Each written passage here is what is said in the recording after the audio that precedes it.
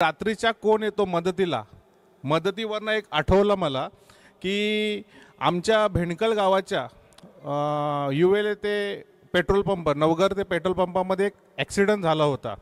त्या ॲक्सिडेंटमध्ये एक आवऱ्याचा मुलगा मृत पावला होता। त्याचं नाव तिरंगा आणि त्या तिरंगाला मला वाटते मुकुंद गावंड साहेब हे पिरकोनचे आणि तिरंगा हा राहणार मूळ आवऱ्याचा।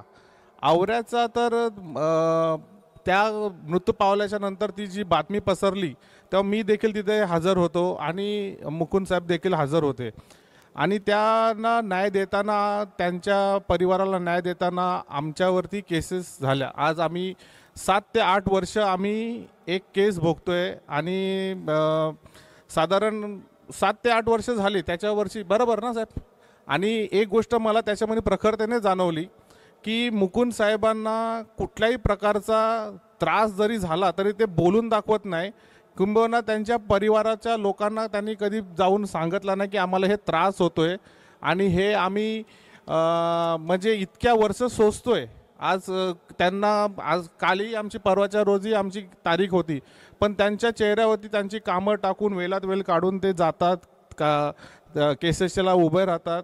आणि त्यांना एकदा मी प्रश्न विचारला की आपण हे केलं, तुमचं आम्ही आमच्या जवळ होता, गावाच्या जवळ होता म्हणून हे सर्व आम्ही केलं, पण तुम्ही कसं काय? तर बोलते आपल्या भागातील एक तरुण व्यक्ती होता, त्याला न्याय मिळवण्यासाठी आपण पुढे न आलो तर कोण येणार पुढे? आणि ही भावना प्रत्येकाच्या मनामध्ये असली पाहिजे आणि जी समाजसेवाची जी भावना त्यांच्या मनात आहे त्यातून आमची दोस्ती आज निर्माण झालेली आहे।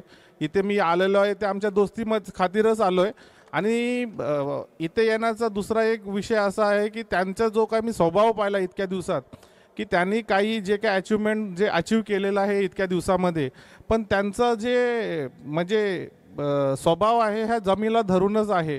आज त्यांनी मी एक बघितलं की त्यांनी त्यांच्या 96ची जी काय बॅच जे काय त्यांनी बोलवली इथे, हे मी फार म्हणजे फार मी इथे त्यांचा हा जो स्वभाव आणि हे त्यांचे कार्य असे अविरत चालू राहू द्या ही त्यांना शुभेच्छा देतो।